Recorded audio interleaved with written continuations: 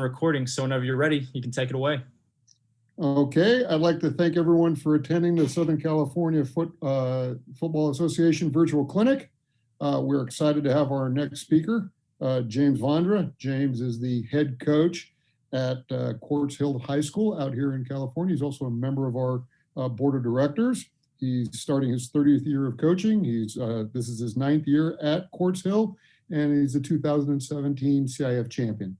So with that, he'll be talking obviously here about developing a high school football program. So Coach, it's all yours. Hey, thanks, Aaron. And thank you, coaches, for taking this time to come and, see how we do it here at Quartz Hill High School. So I'm going to kind of go through a lot of information. So if you guys want to use the Q&A portion of this Zoom, the Q&A function to ask questions, I'll answer questions at the end. And also, if you have a need for any of the things that I go over, I'm willing to share for free. I'm not looking to make a dime off of this. A lot of things that I have, I've created off of Microsoft Excel spreadsheets. So, all it was just time and effort, and I'm here to share what I have. And if you guys can use it, that'd be great. So, again, if you guys would like anything that I go over, I'll give you my contact information right here. I'm the head football coach at Quartz Hill High School, and you can email me. It's jvondra@avhsd.org. All right. To start a program, the most important thing is to build a culture. And, this pandemic shortened season, we got to play 5 football games here in the spring, and we have 8 teams in our league. So we didn't even get to play everybody in our league, but at least we got to get out there and play at least 5 of the league opponents. And we finished 4-1 this year. So a lot of things that we had to cut out just to get things going very quickly. I'm sure some of you guys were in the same boat as we were, but some of you guys had a normal season too. So, our motto for the program is earn the right. Over the 30 years of coaching, you hear parents all the time, you can't cut my kid. He has a right to play. You've got to let him play and whatever. Those are things that we discuss in parents meetings, but we just tell him, look, he's got to earn the right to play. Okay. We don't just give it away.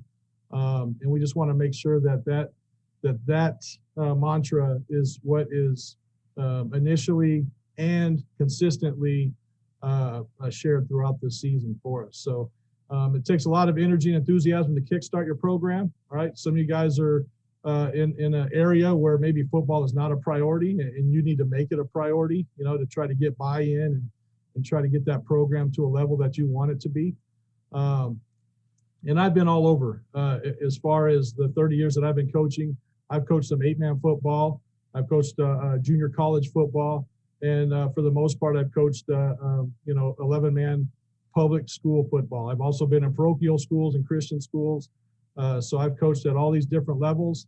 I've been in this Antelope Valley where I reside now, and I've been on the far east of our valley all the way to the far west. So I've seen the whole gambit of the demographics that our valley supports, and it's different no matter where you're at. It is different. Your vision's going to be different. But wherever you are, you need to create a vision, and I'll share our mission statement with you guys and the vision that we have for a program here at Quartz Hill High School. But whatever you guys decide is your vision or mission statement, you want to make sure that everyone that is going to be a part of that program understands what that is. Okay, you got to let your staff, you got to let the players, the community, your boosters, the administration, the faculty, everybody's got to understand where you're coming from and what your vision is so that they can get around and support it. Okay, you can't do it alone. You got to surround yourself with people that's going to share that vision. One of the things that we're known for here in Quartz Hill is, I've got a lot of coaches. We're up over 25 coaches in our program. We've got about 200 players playing freshman through varsity football. We do have 3 levels of football here. We have a freshman team, we have a junior varsity team, and a varsity team. During this pandemic, we just had a frosh soft team and a varsity team. So we did not have 3 levels. And that was mainly to allow everybody in the league to have a consistent game each week. There was only a couple of schools in our league that would have been able to field 3 distinct levels of play. But since all the schools can field 2, we decided to go with 2 so that we can stay consistent through the pandemic part of our season. And you got to get the right people on the bus. Okay. I've got coaches on staff that are former head coaches, that are former defensive players that are now coaching the offense, that were former offensive players coaching the defense. Just like this last bullet point says, get the right people on the bus and then worry about putting them in the proper seats later. You've got to build a staff that's going to do what you want, what your vision is, supporting that. And they've got to be able to buy into everything that you're doing to be a successful program. Okay. You got to have a mission statement. I believe you really got to take the time to sit down and create a mission statement for your program. You've got to set some goals and expectations. Have a philosophy about everything. Okay, we do have a coaching philosophy. We've got a practice philosophy. We've got an offensive philosophy, a defensive philosophy, a special teams philosophy. Take the time to develop those and let those be your driving forces on how you're going to coach and hold these athletes accountable. Okay. One of the things that we tell our players all the time is that we just require 100% effort out of you at all times. Effort is the one thing that does not require talent.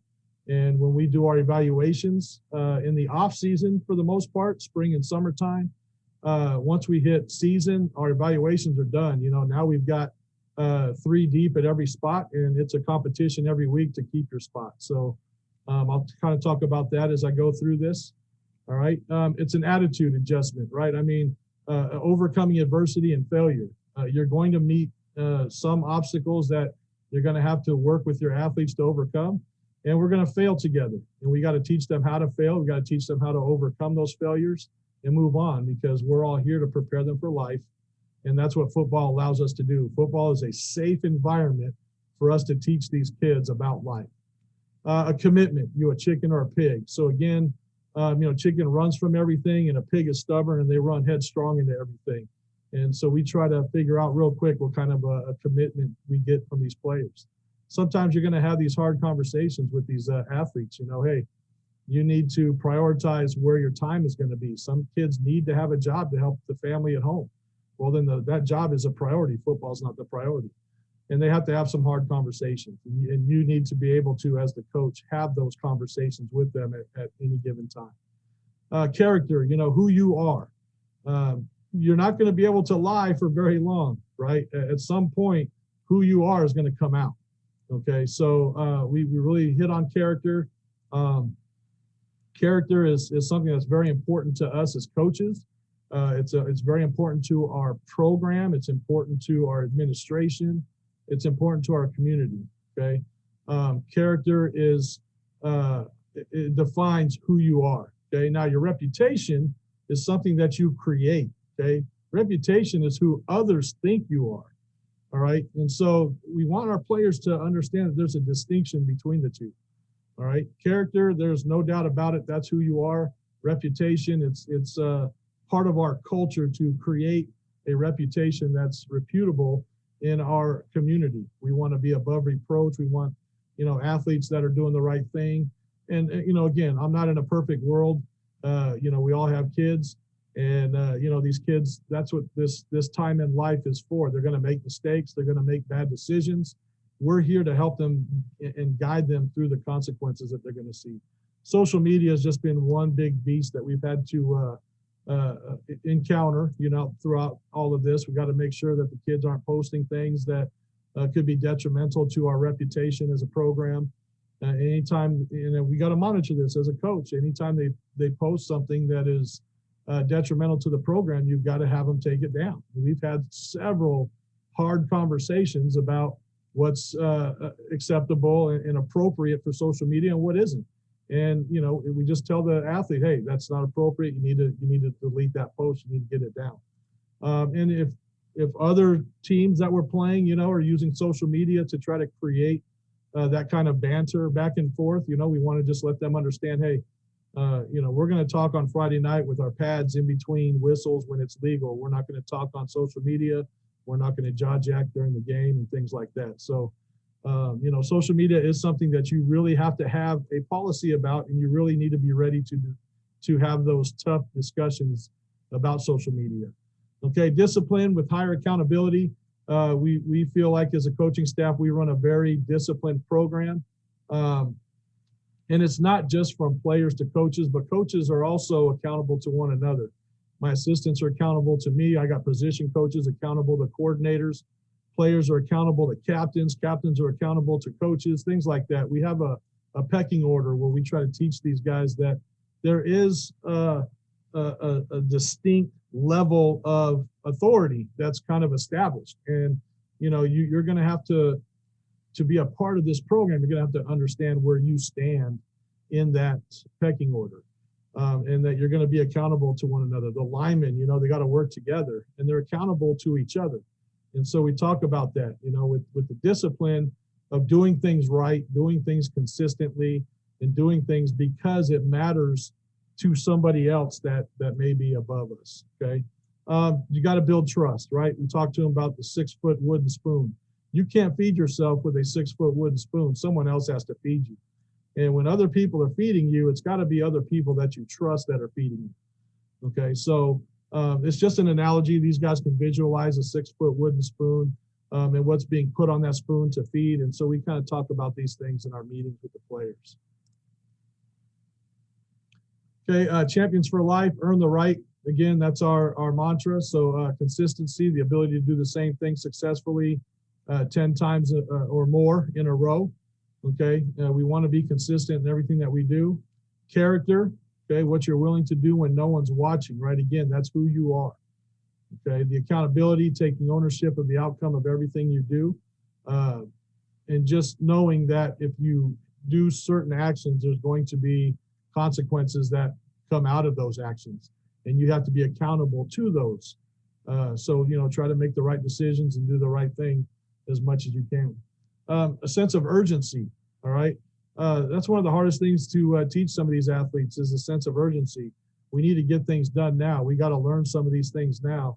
There is no later. And sometimes, you know, athletes, it might be hot outside, you know, for whatever reason, it might be too windy or too cold or whatever. And it kind of affects their participation in our drills and such. So, you know, we want to create a sense of urgency in these guys to learn this stuff now, to get it now, and to get things done right now. And then with leadership, we want to model the way. We want to encourage each other, inspire each other to act the right and appropriate way. Okay. Truth. Okay. Transparency builds trust among our staff, players, and parents. We don't hide anything. We have an open practice field policy. Parents come and watch our practices. They bring lawn chairs, they sit in their cars, they stand at the fence, whatever. They just can't walk throughout our practice, and they can't talk to our athletes while they're watching either. So they are allowed to come and see what we're doing. We're not trying to hide anything. Okay.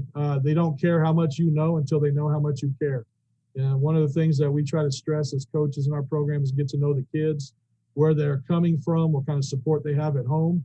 And sometimes, you know, we may be, you know, the adult that spends the most time with them in their daily life. So we've got to make sure that we let them know how much we care about them so that they can trust us and they can come to us when they need guidance. Okay. Lead by example, right? Walk the walk. Everyone's watching you. And we tell the players too, that they're leading by example. There's youth kids out here that practice, you know, on the same fields that we play on. And they're watching these guys and they mimic these guys and they watch them on social media and mimic that stuff too. So you want to be an exemplary leader and you just want to kind of act as though somebody is watching you and seeing how you're conducting yourselves. Okay, this is our mission statement. So again, I think you guys, you know, if you're building a program, you need to make sure you're creating something that you guys can get behind. Okay. Program philosophy, we're here for the kids. All right, we want to make sure that we're teaching both men and women. I'm sure by now, if you haven't, you may have some young girls on your football teams. We've had some women playing football with us. I've had, in fact, one of my assistant special teams coaches is a female. So, you know, we want to make sure that we're inclusive with everything that's going on in our society today. But we want to make sure that we are making our athletes better people on and off the field. Okay, we stress academics, attitude, and effort. Those are the three things that we will be evaluating as we kind of go through our spring and summer programs as we teach these guys what the expectations are. Okay. Academics first. These guys are student athletes. So the only time academics wasn't first was during this pandemic. Our district went to a no harm policy with grades. They did still have to apply for academic probation if they were under a 2.0 GPA. And that required, weekly study halls and trying to get their grades back up. No tardies, no absences that were unexcused, and no discipline issues in class. So those are things that these students have to follow when they're on academic probation. We do normal grade checks, and we demand that they're in school attending classes. So, those are things that if they're cutting classes, they're going to get benched. We're going to take their gear from them. We've actually had athletes in the past quit because, they didn't want to face the consequence of sitting out for cutting a class. They like to double lunch sometimes during fourth period, but these guys got to stay in class and do it right. But my whole coaching staff will emphasize grades. They'll talk to each of the players in their group about their grades.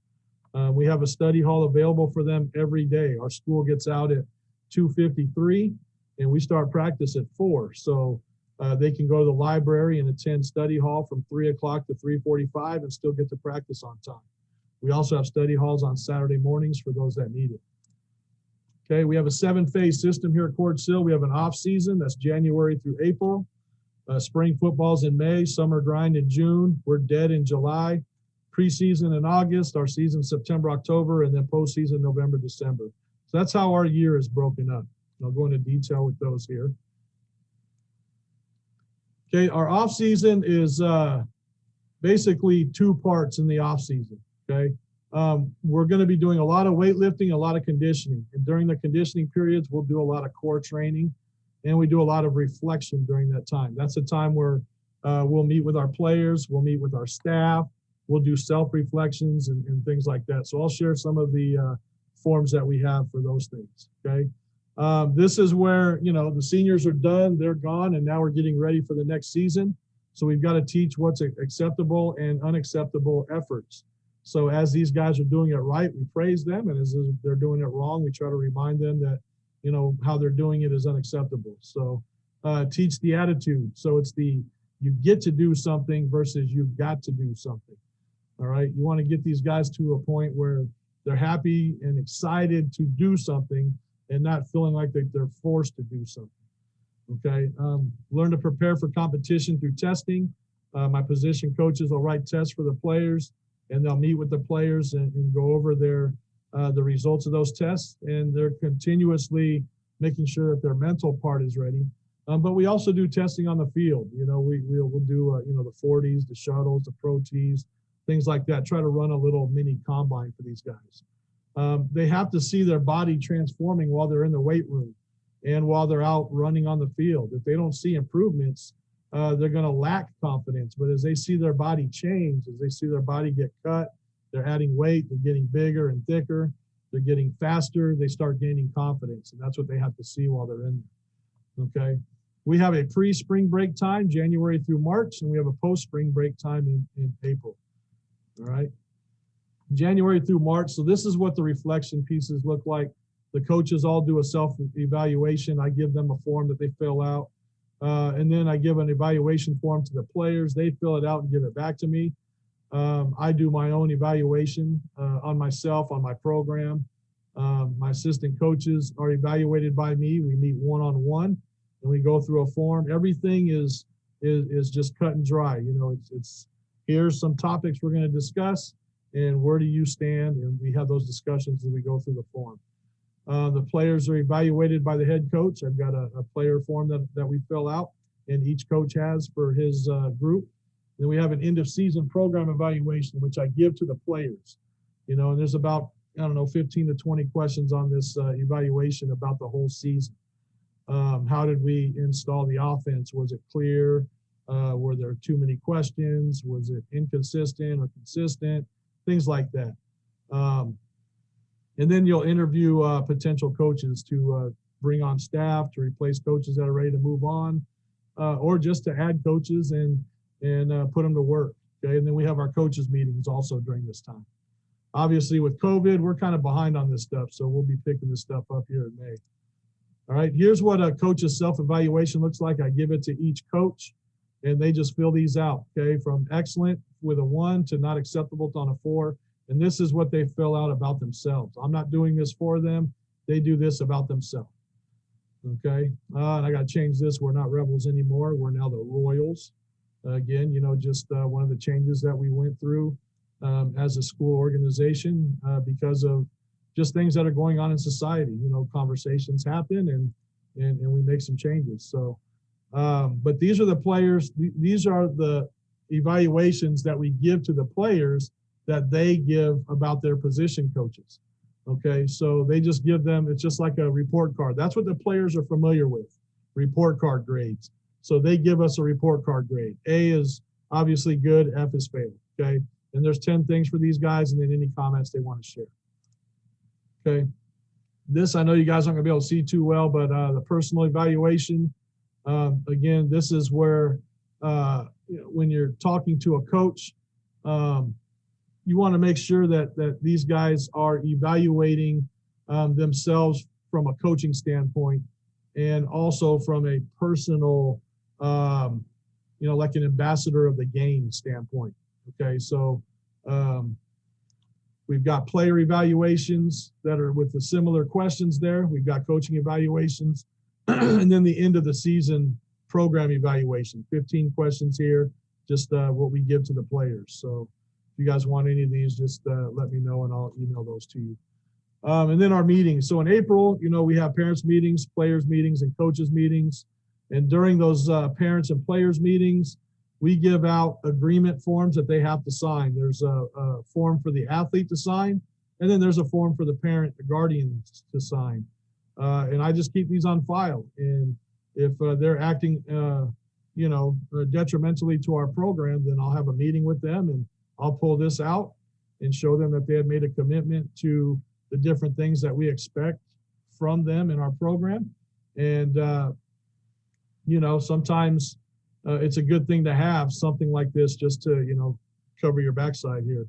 But this kind of holds them accountable. And as long as you guys have something like this, and I would highly recommend, especially in this litigious age, that you guys have something that you can, you know, provide in writing that, you know, these guys have said that they would comply with, you know, the rules of your program. So, you know, if you want a copy of what we have, just let me know. Earn the right. Again, here's another evaluation form that we go through. Okay, we rate this from 1 to 5, where 5 is the highest. Okay, on each player. Okay, on each player. And so there's these questions here that that we'll go through. Okay, coaching expectations. So when we're meeting with our coaches, we just talk about you know, what is expected from each of the coaches. Okay, I'm a teacher here at the school, and my whole entire career I've been a teacher and a coach. I'm a math teacher, so you know, it's one of the core subjects, and you know, I've got to make sure that I'm organized and I'm on the ball, you know, with the math. So I want our coaches to be the same way when it comes to practices. You know, I want them to be organized. I want everything to be structured. We have a practice plan that we follow. I'll submit a skeleton to the to coordinators, and then they'll fill in the blanks, and we'll follow it. One thing that I learned, I was honored and had the opportunity to sit down with John Wooden on several occasions. And one of the things that he said is you make a practice plan and you stick to it. Don't be one of those coaches that I'm going to run it 2 or 3 or 4 more times to make sure it looks right. If your time is up and it doesn't look right, you go on to the next one. And then when you meet with your coaching staff afterwards, that's where that discussion happens.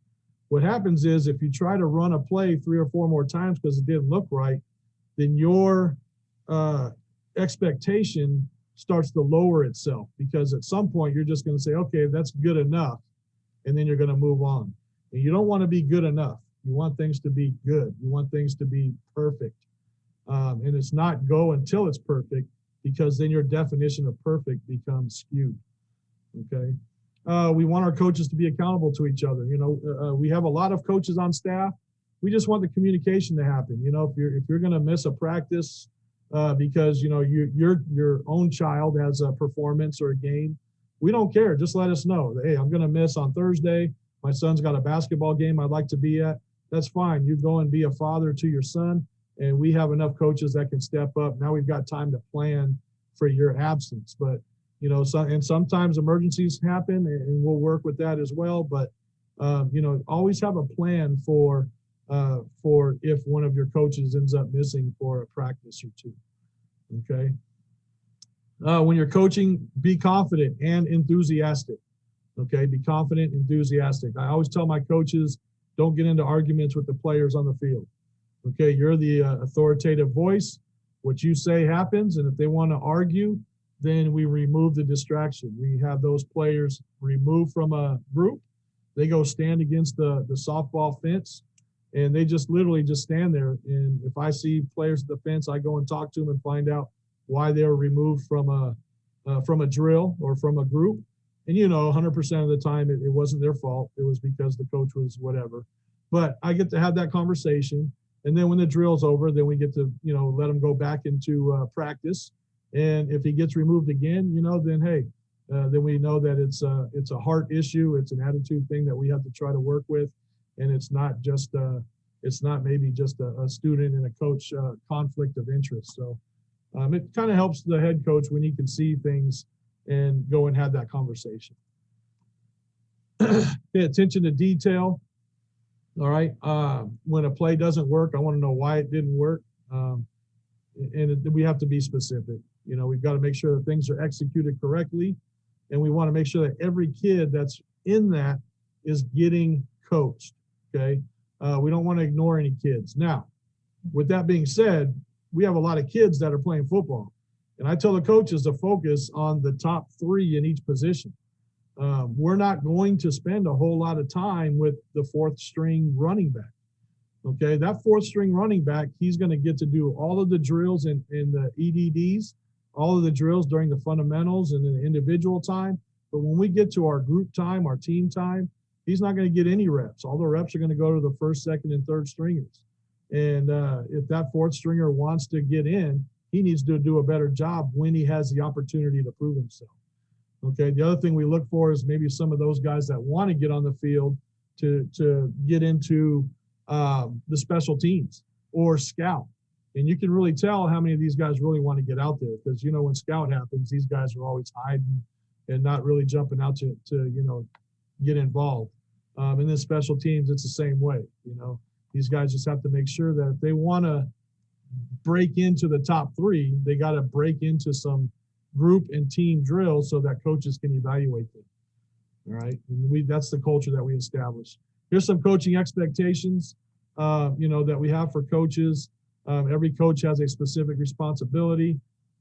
Every coach is expected to be a practice. I mean, these are all pretty self-explanatory. There's nothing here that's, been created for the first time from me, right? None of us out here in the public school football is here for the paycheck. I make a $3,500 to $4,000 stipend. That does not put the food on my table. My life is supported by my teaching credentials. So I understand that. And the coaches, some of the coaches are out here for half stipends, and I have a lot of coaches out here for as volunteers, not getting a dime. But the expectations are the same for all of them. I just put more responsibilities on the coaches that get paid. All right, assistant coaches, number 1 job is make your head coach look good. All right, I don't need to mention anything else on here. Just make your head coach look good. But you know what? Honestly, the thing is just make sure that you're learning, and that at some point, if you're an assistant coach, you're going to be a head coach one day, and you want to make sure that you do things right and that you learn whatever you can from whoever you're working for now. I'm pretty sure if you don't like the head coach you're working for, you're not going to stay there with the guy. So, if you're an assistant with the head coach that you respect and that you're still there with them, then just do the best job you can and just be there to serve and be ready to go. The assistant coaches that I have on my staff, they're all great guys, and they all bring value to the program in one way or another. And I would not be able to do what I do without them. So I understand that as a head coach, that this program doesn't go anywhere with good assistants. All right, so assistant coaches reports to the head coach. The athletic director can also talk to them, our vice principal of athletics and the principal. Okay, they do supervise kids. They need to be cleared. They need to have, all of those clearance paperwork and processes in line and in order to be out there legally and doing the job that's expected. Okay, I have a duty and responsibility sheet that I post on our window in the coach's office, so they all know what they're supposed to be doing. It's up to them to look at it and just be responsible for what their job is. If your job is to make sure that the med kit is at the game, and we show up to the game and there's no med kit, then you're going to be held accountable for that. So I don't check on everyone. I just post the list, and then Friday night, we just make sure that everybody's duties are taken care of and that we're really ready to go. Okay. Be loyal to the program. All right. And just understand that there are relationships that are important and that need to be defined correctly, right? Coach to coach. We don't ever want coaches to be argumentative out at practice. If there's any disagreements, we'll take care of that in the coaches meeting. Okay. Coach to player. Like I said, don't argue with players. You're the voice of authority. The players need to follow in line, or you just remove them from whatever drill you're working on. Okay. We don't spend a lot of time trying to make it right. Okay. Coach to parents. In our program, I just tell the coaches, if you don't want to deal with parents, you don't have to. You're here to coach. Send the parents to me. I deal with all parents. Okay. Now, some coaches may have relationships with parents and they want to deal with it. And we've had that situation in the past where my assistant coaches dealt with the parents and I didn't have any idea of what was going on. So, but I've also had assistant coaches that tried to deal with parents because they thought that they had a healthy relationship, and then I had to become a referee and separate the guys and make sure that, we kind of patch things up and move forward, in a nice, respectful manner. Coach to community, again, you're representing our school, our staff, our program when you're out in the community. So we just want to make sure that, your actions are positive and not detrimental to what we're doing. And then you're out there to coach. Right? You're out there to coach, and so be a coach. Okay, spring football, we do 10 practices. CIF allows us to do more, but we just do 10. And it's just 2 weeks, Monday through Friday, and we get things in that we want in during the spring. And those are all pretty much set up through our coaches meetings. But the things that we do focus on is a lot of the small details, okay? You can see here, the second bullet here, focus on improvement of their feet. So obviously a lot of cone drills, a lot of line drills, things like that. So, and with the feet, comes the hands. So we do a lot of drills where the hands and the feet are working in tandem, okay? And then just kind of teach them how to compete, okay? A lot of these kids don't know how to compete. They might be buddy with the next guy out there, and they're happy with just giving a couple of reps and then letting their friend take a couple of reps. But we want to try to teach these guys, to be competitive in everything that they do. Okay. And then get acquainted. Okay. We want them to be acquainted with each and every player in each of the groups also. All right. So that's the kind of things that we're looking for in the springtime. Okay. All right. Here's the things that we evaluate as far as filling out a form: character, work ethic, leadership, coachability, skill set, and then QHHS pride, which is our motto, earn the right. And this is the form that we use. We put the position, the player. We rate them from 1 to 3. Okay, 1 is below, 2 is average, and 3 is exceptional. And on every player, and then this is a spreadsheet, so these points just get added up automatically. Okay, I created the equations so that they work, the way that I want them to work. And then we just rate these. I just put them in order from highest to lowest. And, this takes care of a lot of things when parents get upset about why little Johnny's not playing. So I just pull this out, show them where little Johnny is on our chart and the things that he has to really improve on. Skill set's just one category. Everything else is basically on character and work ethic. Okay, attendance also adds to it too. So in the springtime, the most you can have is 10 because we got 10 days of spring. Each day they miss is a 0. Each day they're there is a 1. Okay, summer grind, we've got our mental conditioning and framework. All right, so again, strength and conditioning, we just continue that. All right, mental toughness. Again, we want to try to push their bodies past whatever they feel like the limit is. And we want to make sure that they get to a point where their bodies don't want to continue, but we got to teach their mind to make their bodies continue. Okay. And in the summer, this is when we introduce our base offense and base defense. All right. We don't do a whole lot of special teams in the spring, hardly any at all, really, outside of the testing on the field. And then in the summer, we'll start adding in the punters and the kickers, snappers, holders, things like that. All right, dead period. We're taking a dead period. CIF requires a 14-day. Obviously, this year, because of the pandemic, we don't have a dead period to follow. So, but we are still going to have one for our program because it's a time for my coaches to spend with their families and be away from football and just kind of some rest and relaxation. Okay. It's also a time for our seniors and juniors can get exposure by going to camps and things like that. Okay. Preseason acclimation days. We're talking about commitment to the team. Pretty much once we hit preseason, all of the evaluation time is done. And now we're getting into pads, we're getting into schemes and all that kind of stuff. So now our focus changes a little bit here. You know, summertime, we're doing 7-on-7. We even do 11-on-11 situations with other schools. But now we're just going to kind of focus on what we need to do to make ourselves successful. All right. We have a collision week, and that's when they get the pads on. We don't do any plays or anything like that. We are just really getting into just making contact with each other, how to contact, how to get tackled, how to fall, things like that. Just get used to what it feels like to get hit. Okay, and then we just talk about the safety of the equipment that we have.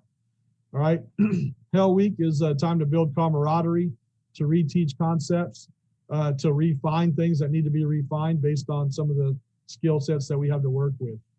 Okay, and then we do a simulation week where we start to get into how it's going to look during the regular season. A normal Monday versus a Tuesday, Wednesday, Thursday, and game days. So I've got some of those in here as well. But always make sure you're creating a routine and be consistent in that. The kids should know what to expect. And when the kids know what to expect, they kind of give more effort. If they don't know what to expect, they sometimes feel like they need to save something.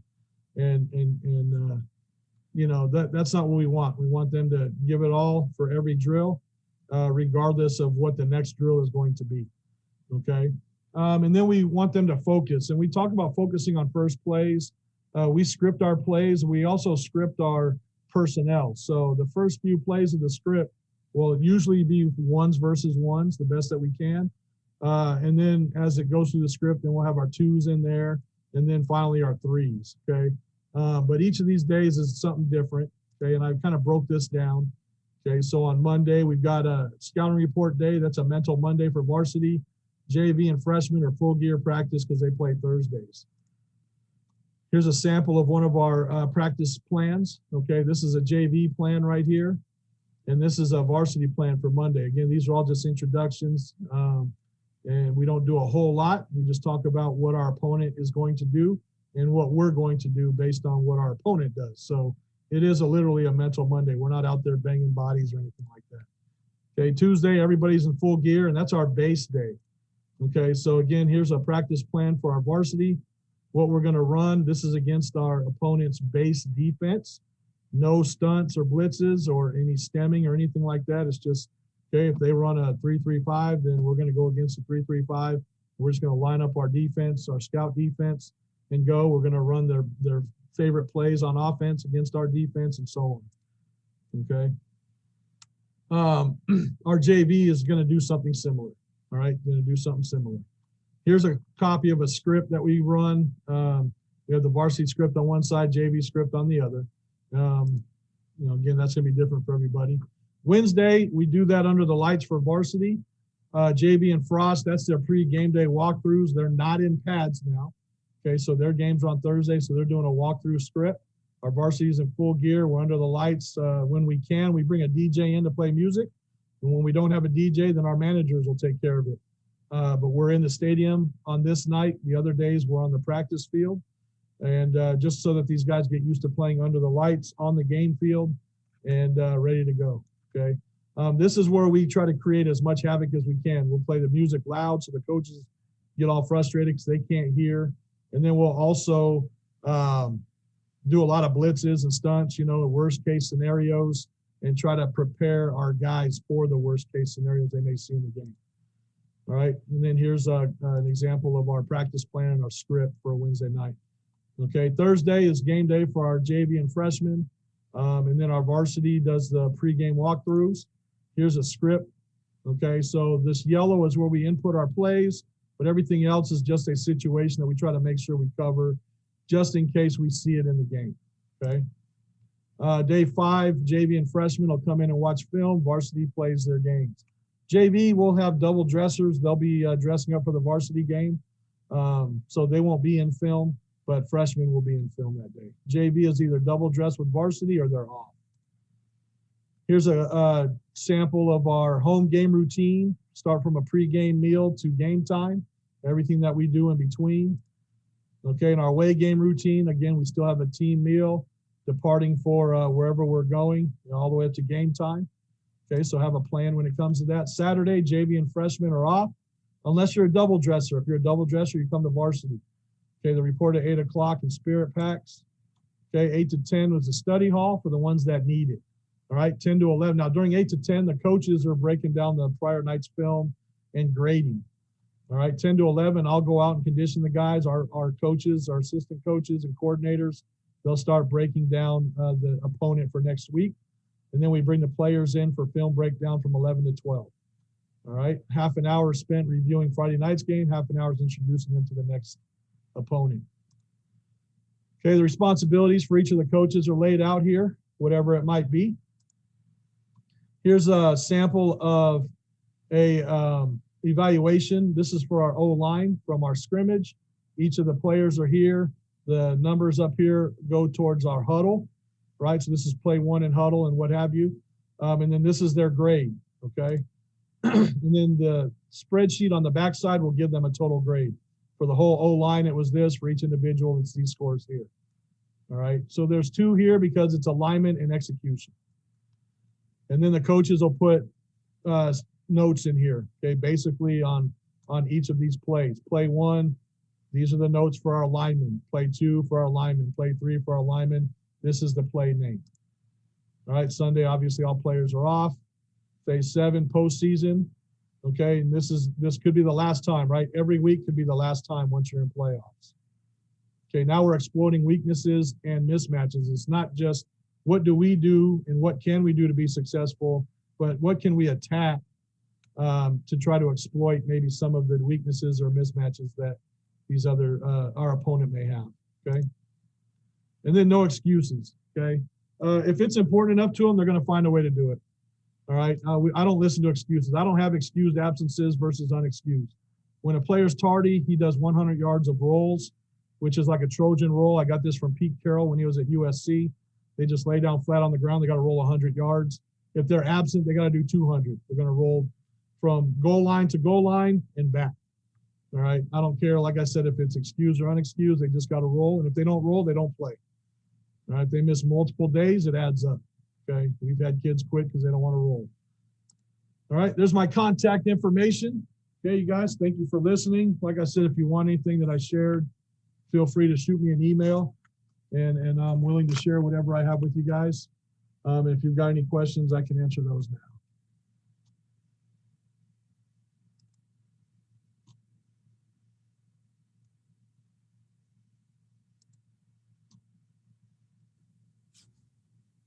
All right, Coach, I just want to thank you so much for taking your time and talking with us. We don't have any questions here in the Q&A, so I think that just about wraps things up. And I just want to thank you again. It was an awesome presentation. We really appreciate you.